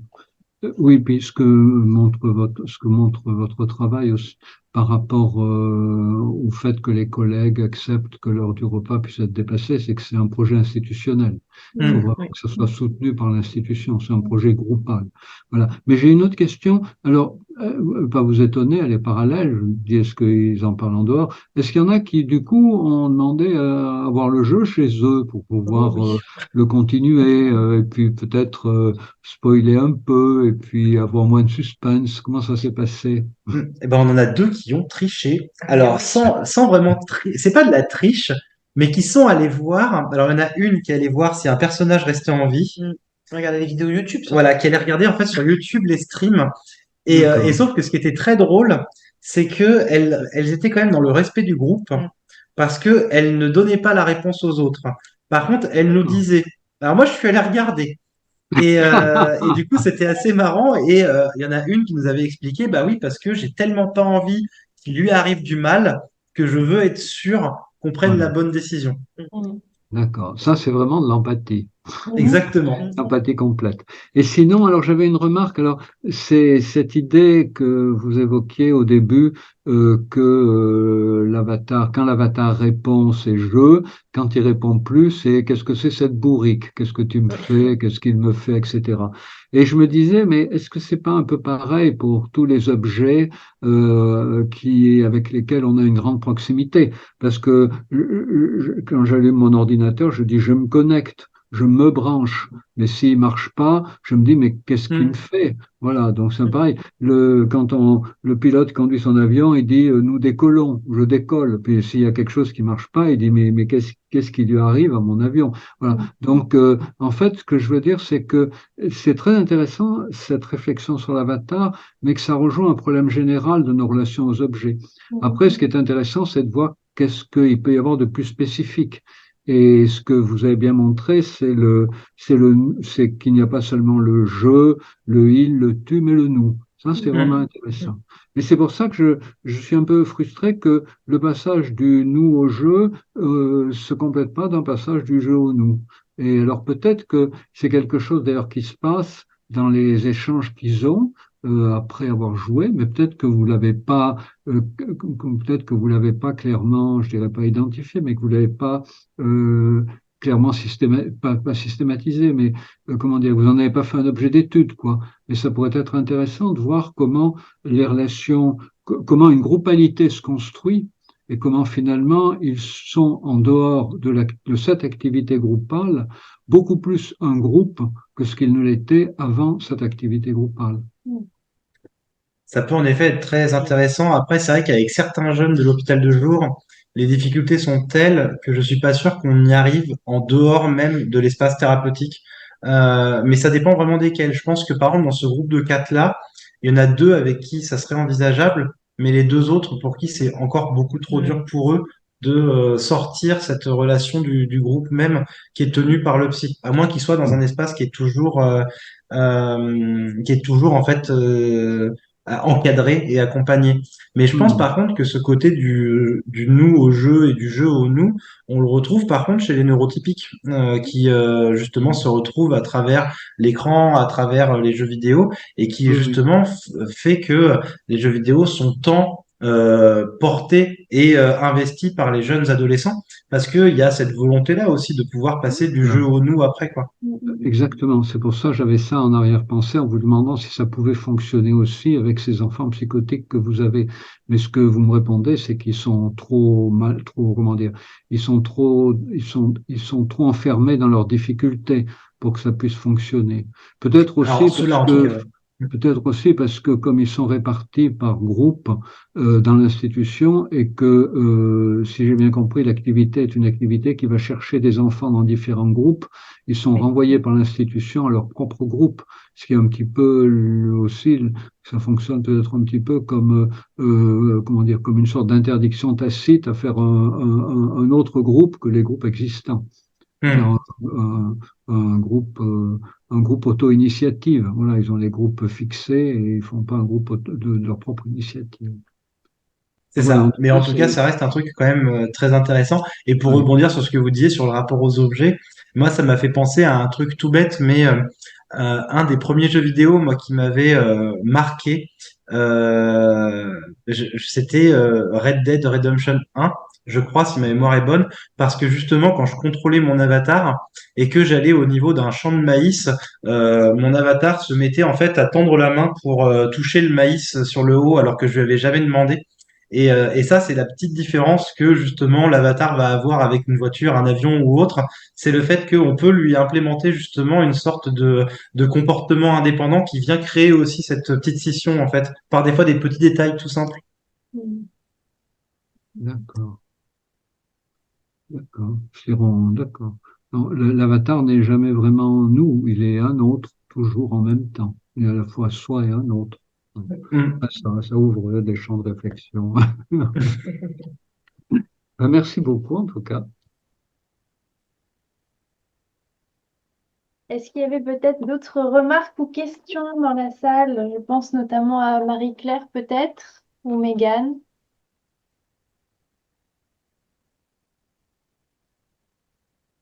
Alors, bonjour, bonsoir. Mais mes questions, elles portent plus sur le travail que vous avez effectué avec K, l'article sur le jeune autiste avec les jeux The Cave et Undertale. Mais comme on n'a pas abordé, ça risque d'être un peu long. Bah, oui, c'est un sujet qu'on n'a pas du tout abordé. Pour en parler rapidement, c'était un article que j'avais écrit sur la question de la rencontre intersubjective entre un thérapeute et un patient autiste Mm. grâce aux jeux vidéo. Donc, et là, ce qui n'était pas du tout basé sur la question du narratif, mais vraiment plutôt sur la question en quoi est-ce qu'on peut se servir de cette médiation pour créer une rencontre. Du coup, et c'est un jeune. Très intéressant. Cass, et tu le connais très bien puisque on l'a en thérapie chaque semaine. D'accord. Voilà. Ok. Mm. Mm. Ah oui, ah mais oui, oui, oui, Voilà. oui, oui, Mm. très très difficile de créer de la relation avec Exactement. ce jeune Et patient. du Oui. coup, en quoi est-ce qu'en passant par le jeu, ça a permis de faire quelque chose? Ouais. Mm. Donc, quand même une question. Euh, donc, en fait, dans Undertale, il choisit la fin pacifiste. Donc, quand vous lui demandez pourquoi, bah, il répond pas. Et en fait, la fin pacifiste du jeu, c'est qu'en fait, il faut épargner les monstres qui croisent, ne pas les tuer et en faire un peu ses amis. Et à la fin du jeu, non, l'autre chose aussi, c'est que pendant tout le jeu, vous traduisez parce que c'est en anglais. Mm. Et il laisse faire, il laisse traduire. Et ce qui m'a le plus marqué quand même, c'est qu'à la fin du jeu, donc, il doit combattre Flowey, en fait une fleur. Et il y a un dialogue qui s'amorce parce que dans le jeu, finalement, le dialogue, le jeu va préciser aux joueurs les actions et les sentiments du monstre. Et donc, on arrive au moment du dialogue et là, il se met à traduire tout seul. Il vous demande plus de traduire. Donc, vous êtes quand même étonné. Et dans le dialogue de Flowey, le monstre, il dit qu'il se sent seul, qu'il a besoin de quelqu'un qui le comprenne, avec qui il Mm. se sent bien. Il ne veut pas que la partie s'achève. Il compte, K compte pour lui. Il ne veut pas qu'il parte. Voilà. Et si finalement K a choisi la fin pacifiste, c'est pour entendre spécifiquement ce dialogue. Et donc, ma question, c'est, est-ce que, comme ça, il a exprimé une partie de sa vie psychique par l'intermédiaire de son avatar et du dialogue avec Chloé, en lui faisant occuper la place de partenaire, étant en difficulté pour faire de vous le partenaire d'une relation intersubjective? C'est ma question. Alors, on est sur un cas très très spécifique parce qu'on est sur le cas d'un jeune qui a une énorme difficulté à pouvoir s'exprimer, à pouvoir communiquer, à pouvoir dire des choses. Et,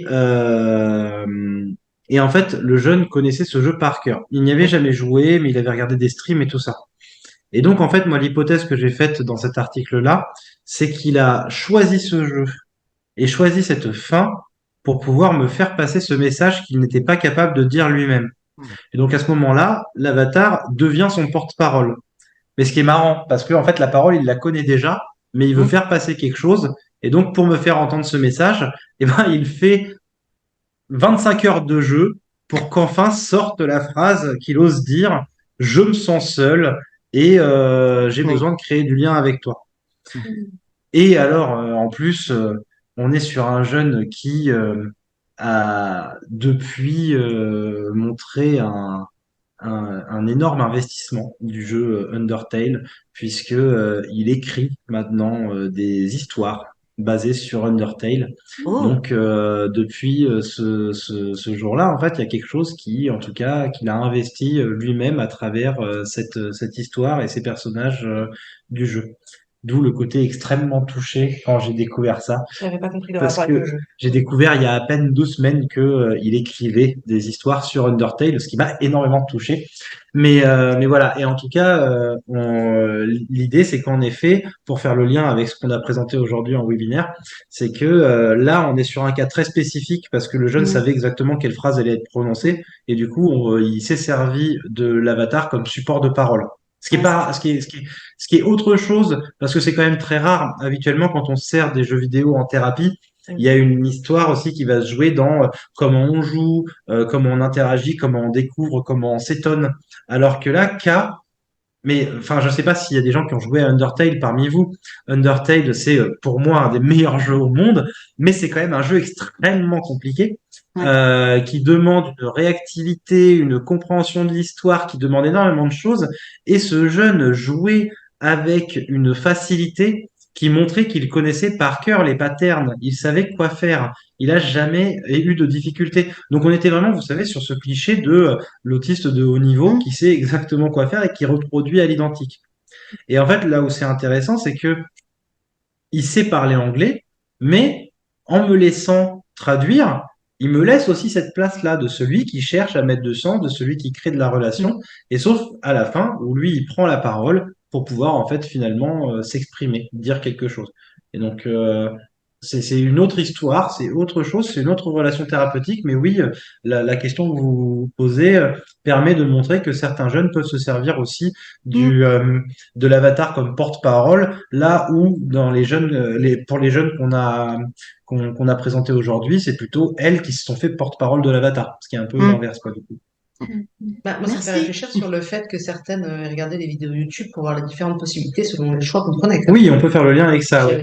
tu vois. Mm, en effet. Je sais pas comment ça s'est rejoué, mais c'est vrai que ces patients qui avaient vu les vidéos YouTube avec les différents choix qui étaient possibles, à quel moment et à quel point ça a impacté du coup leur décision, même si les décisions étaient groupales, en tout cas leur prise de position dans le débat qui menait à la décision, quoi. Mais là, la différence avec K, en fait, c'est que je lui avais dit, écoute, tu veux jouer à quel jeu? Alors qu'on avait déjà joué à pas mal et tout Oui, ça, à d'autres jeux, et qu'il a choisi Undertale. Mais en effet, ce que tu dis, c'est le côté de le choix de passer par YouTube et ça, on a certains qui font ça. Bah, je parlais tout à l'heure de Rise. Bah, j'ai un de mes trois jeunes du groupe qui a demandé à ses parents de télécharger le jeu justement. Et par contre, c'est très drôle parce qu'il y joue et ils s'arrêtent tout le temps avant là où ils en sont en groupe. Donc ils continuent à découvrir ce qui se joue en groupe. Et ça, c'est quand même quelque chose d'incroyable hein, parce que je lui ai pas demandé de le faire. Et là où pareil, j'ai un jeune à qui j'ai fait découvrir Minecraft et qui adore ça, parce qu'en fait, on a joué au Lego et au Playmobil, enfin surtout au Lego pendant 1 an et demi. Et là, il a découvert Minecraft et on fait plein de choses. Et à la maison, il s'est fait aussi avec son père maintenant un serveur Minecraft, mais où il fait pas du tout la même chose qu'avec moi. Là, par exemple, au début, lui et moi, on construisait des maisons, des trucs tout propres. Maintenant, avec moi, il commence enfin à partir à l'aventure, à s'essayer à faire des choses un peu dangereuses. Là où maintenant, avec son père, il se fait son petit village avec ses petites maisons. Donc, il y a le petit côté cocooning à la maison. Et avec le thérapeute, il s'autorise maintenant à aller chercher des monstres, taper des monstres ou faire des choses comme ça. Donc, c'est intéressant aussi de voir les différences de jeu qu'il peut y avoir entre la maison et la thérapie, quoi. Mm. Et c'est intéressant parce que là, tu ouvres la question aussi de la famille. Ça sera un autre vaste sujet, mais passionnant, je pense, hein. Jeux vidéo et famille. Ouais. Ah bah ça, bah Mm. nous on y avait pensé pendant un temps parce qu'on fait du Mario Kart live le samedi, donc où j'ai acheté une voiture Mario Kart avec une caméra et pour faire du Mario Kart en réalité augmentée, ça fonctionne du tonnerre à l'hôpital de jour et on avait pensé parce qu'il y a le groupe de parole des parents en même temps et on s'était posé la question de faire venir les parents pour jouer avec leurs enfants. On l'a pas encore fait pour des raisons organisationnelles et puis parce que ça doit se discuter en équipe, mais en tout cas l'idée assez intéressant, je trouve, de recréer du lien. Et je sais qu'il y a pas mal d'associations parents-enfants qui proposent des temps de jeu entre parents et enfants pour essayer de justement casser un peu le gouffre qui existe entre les générations, quoi. Et faire en sorte de pouvoir jouer ensemble et découvrir une expérience commune, quoi.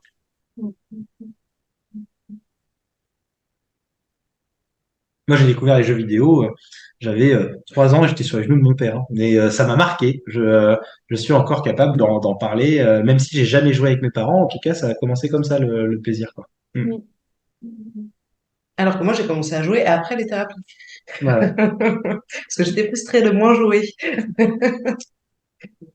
Donc le psy peut devenir aussi un gamer alors. Tout à fait, tout à fait. Bon, l'envie était là hein, de base, hein, ça a juste, voilà, bon. Est-ce que dans la salle, il y aurait d'autres remarques ou questions par hasard? Moi, j'en ai une, ouais.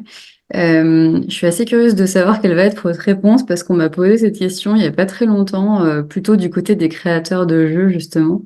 Ils s'intéressaient un petit peu à, finalement, qu'est-ce qui intéresserait les psys, euh, voilà, dans l'idée de créer un jeu qui serait narratif, mais adressé pour la thérapie. J'étais un peu en galère pour répondre. J'avais quelques, voilà, je me suis dit que c'était intéressant finalement de voir ce qui accrochait les patients dans des contenus existants qu'on n'a pas contrôlés. Mais bon, en tout cas, je sais pas, voilà, ça m'intéresse de savoir ce que vous en pensez. Je sais même pas si on aura les mêmes réponses tous les mois, tu vois. Ah ouais, Bah, vas-y, commence, ouais. hein. Bah, moi, je dirais que, enfin, en fait, on s'adapte tellement à nos patients, à leurs problématiques, à ce qu'ils nous apportent et au groupe et à ce qu'on a envie de travailler en groupe que pour moi, ça peut pas se passer dans l'autre sens. C'est-à-dire que on se pose une idée de ce qu'on a envie de travailler avec ce groupe-là, selon les problématiques et selon le projet thérapeutique du groupe et le projet thérapeutique individuel de chaque enfant, et qu'on va aller chercher ce qui existe. Quelque chose qui, dans le sens inverse, j'ai l'impression que ça pourrait pas marcher en fait. Euh, Après, oui, il y a des jeux qui peuvent traiter, je sais pas, d'une thématique particulière, je sais pas, la dépression ou, enfin voilà, de thématiques particulières qui pourraient être intéressantes, mais ça va jamais être un jeu parfait pour être utilisé en médiation thérapeutique en fait. Enfin, je sais pas ce que t'en penses, mais Bah, ouais, je suis totalement d'accord. En fait, de toute façon, moi, je n'aime pas les serious games et tout simplement parce que je trouve ça chiant. Et en fait, faut jamais oublier que l'important du jeu vidéo, c'est d'être ludique. C'est le jeu qui compte le plus dans le jeu vidéo. Et du coup, généralement, quand on décide de créer un jeu avec un objectif particulier, comme pour soigner la dépression, comme avec Sparks ou des choses comme ça, bah on s'ennuie très vite. Alors que dans la médiation, ce qu'il faut, c'est justement de l'amusement, du partage ou des choses comme ça. Et comme le dit Charlotte, il y a des jeux qui sont très intéressants pour aborder une thématique en particulier. Tout à l'heure, je parlais de Gris, par exemple, pour aborder le deuil. Mais en fait, ce qui rend le jeu pertinent, c'est ce qu'on en fait, ce qu'on en dit. Et en fait, du coup, le jeu vidéo devient pertinent à partir du moment où il a quelque chose de subjectif déjà dans ce qui a été fait par les créateurs, quoi. Et donc, en fait, la question, qu'est-ce qu'il faudrait de plus dans les jeux vidéo? C'est une réponse à la fois de joueur et à la fois de psy. C'est juste de la sincérité, quoi. Faites-nous des beaux jeux. Donc, ça veut dire arrêter les jeux avec des gachas, avec des loot box, avec des systèmes qui sont là pour nous faire rester le plus longtemps possible, avec des Call of Duty qui coûtent 80 balles et qui ont 4 heures de campagne, et faites-nous des chefs-d'œuvre comme on sait le faire aujourd'hui. Et nous, les psys, on saura quoi en faire en fonction des patients qu'on connaît, de la demande qu'ils auront. Parce que ce qui compte, c'est ce qu'on en dit et ce qu'on en fait. Et en fait, si des développeurs cherchent à faire un jeu avec un objectif précis à travailler en thérapie, il y a de très fortes chances que ça soit un jeu pas top et qu'on préfère utiliser un bon jeu vidéo parce que bah, c'est un moment qui nous plaît et où on prend du plaisir, quoi. c'est comme si on utilisait de la pâte à modeler et que le but l'atelier à médiation thérapeutique avec la pâte à modeler, c'était de reproduire des bonhommes très spécifiques avec des petites images à reproduire. Et évidemment qu'on a tous utilisé ce type de médiation. Bah en fait, il faut que l'enfant il soit créatif, qu'il écrase la pâte à modeler, qu'il crée ce qu'il a envie. Que suivre un modèle, c'est pas du tout intéressant en fait, parce qu'on travaille Ouais. en thérapie quoi. Ça fait penser à un mème que j'avais vu sur Internet où on voyait un cube rouge et où il y avait marqué cube rouge 3 euros et à côté il y avait la même photo avec cube sensoriel pour travailler la préhension de l'enfant et la motricité fine 70 euros. Et en fait c'est à peu près la même chose. Voilà, donc l'objectif c'est vraiment de éviter les étiquettes et au contraire nous les psys on trouvera bien parce qu'on connaît nos patients et puis nos patients ils savent aussi ce qu'ils veulent et en fait, nous, ce qui nous intéresse dans le jeu vidéo, c'est justement ce côté un peu artistique et subjectif, quoi. Donc, justement, ce sont les beaux jeux qui nous font travailler, quoi. Ouais, tout à fait d'accord. Merci beaucoup. C'est un outil, quoi, finalement. Et c'est ce que ouais, vous en faites, ce que les patients en font. Et on peut des fois être extrêmement surpris sur là où ils vont nous emmener. Parce que, moi, pour l'anecdote, je repense à Mario Kart, pas un jeu extrêmement narratif, n'est-ce pas?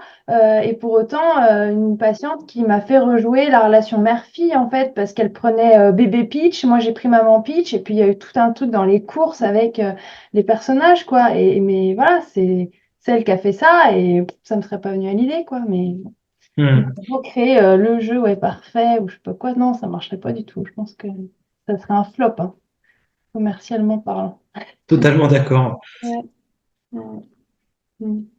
Bon, après, cela dit, j'aime beaucoup Adibou, mais ça, c'est mon côté nostalgique qui parle. Mais Péché mignon. Ouais. En même temps, on l'a tous, hein, cette nostalgie. Oui.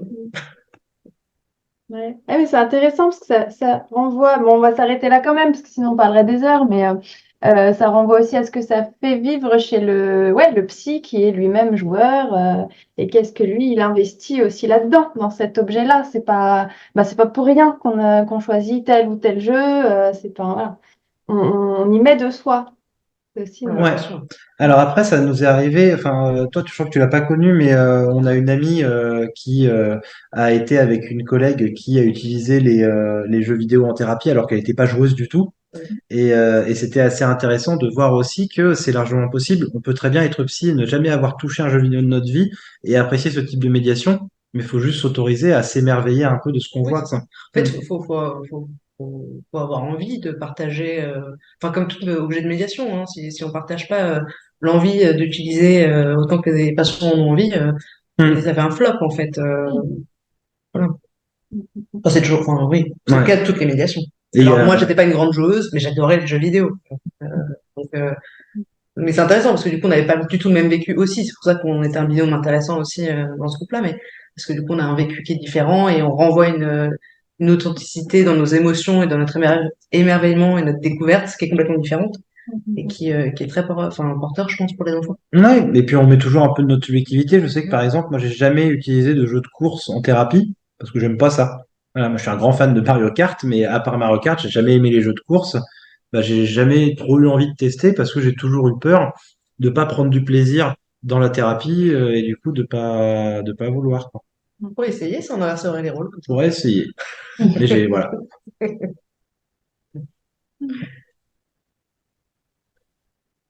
Déjà j'ai fait l'effort avec les jeux de combat, parce que Ah, j'aime pas d'habitude. ouais, Et je me suis acheté Gang Beast, qui est très sympa en thérapie en groupe. Surtout qu'en plus on est avec des espèces de bonhommes qui ont pas mal de difficultés psychomotrices, donc c'est pas mal pour bosser avec les autistes. Et c'est assez rigolo. Mm.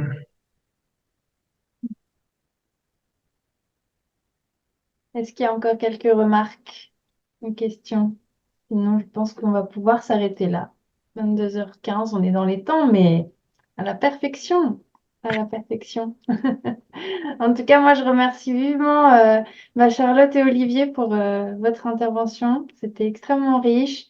On aimerait encore en parler pendant des heures. Enfin, moi, c'est un sujet qui me passionne. De toute façon, je suis biaisée, hein, mais voilà, je trouve ça passionnant. Et ce que je trouve chouette aussi dans ce que vous avez pu présenter aujourd'hui, c'est comment finalement aussi cette médiation, elle fait son chemin. Enfin, vous c'est bien ancré dans l'institution, mais elle fait son chemin aussi Mm. dans les services, les institutions, notamment en pédopsie, et je trouve ça précieux que ça puisse y faire sa place comme une médiation parmi d'autres, et notamment par tout ce que ça peut apporter là. Ouais, vraiment passionnant. Mm. Ça y est, il est enfin révolu le temps où, dès Ouais, qu'on présentait ça en colloque ou en séminaire, on se voilà. prenait Ou quand une on vient avec vague son projet en d'insultes. institution en disant on va passer pour un ovni parce que je veux mettre une oui dans mon bureau. Non, c'est bon, ça va bien se passer. Voilà. Et oui, et de légitimer tout à fait les pratiques. Ouais, merci pour voilà, le commentaire. Mm. Eh ben, merci beaucoup à tous d'avoir participé pour ce soir. Et puis, on rediffuse la vidéo ouais, sur YouTube. Et puis, restez connectés, informés. Il y aura de la suite dans les idées pour le F3C. Voilà.